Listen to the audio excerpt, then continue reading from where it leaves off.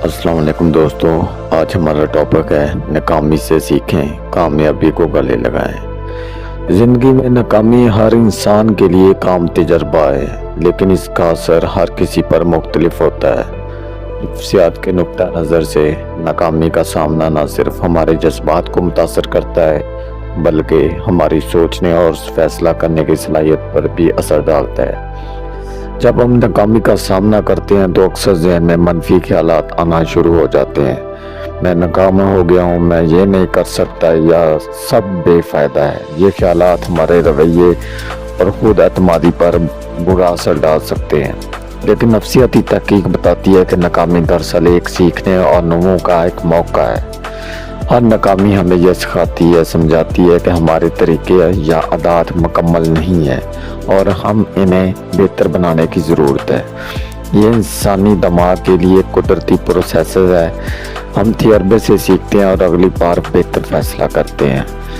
माहिरीन के मुताबिक नाकामी पर रद्द अमल हमारी शख्सियत को शक्ल देता है। जो लोग हर नाकामी के बाद खुद पर तनकीद करने की बजाय हल तलाश करने की सोच रखते हैं, वो जज्बाती तौर पर मजबूत और मुस्तकबिल के लिए ज़्यादा तैयार रहते हैं। इसके बरक्स अगर हम हर नाकामी को शिकस्त समझें तो ये तवील मुद्दत में खुद एतमादी की कमी, इज़्तिराब और डिप्रेशन का सबब बन सकती है।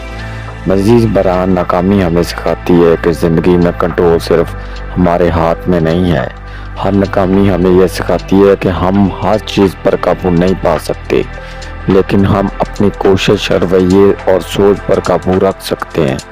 ये एहसास ज़हनी सुकून और जज्बाती पुख्तगी की तरफ ले जाता है। आखिर में नफ्सियाती माहिरीन का ये मशवरा होता है जो देते हैं वो कि नाकामी को एक मौका के तौर पर देखें, ना कि एक रुकावट। हर नाकामी आपके लिए नई महारतें, सब्र और बेहतर फैसले करने की सलाहियत लेकर आती है। याद रखें, कामयाबी सिर्फ वो लोग हासिल करते हैं जो हर नाकामी से सीखते हैं, अपने जज्बात को काबू में रखते हैं और दोबारा आगे बढ़ने की हिम्मत करते हैं।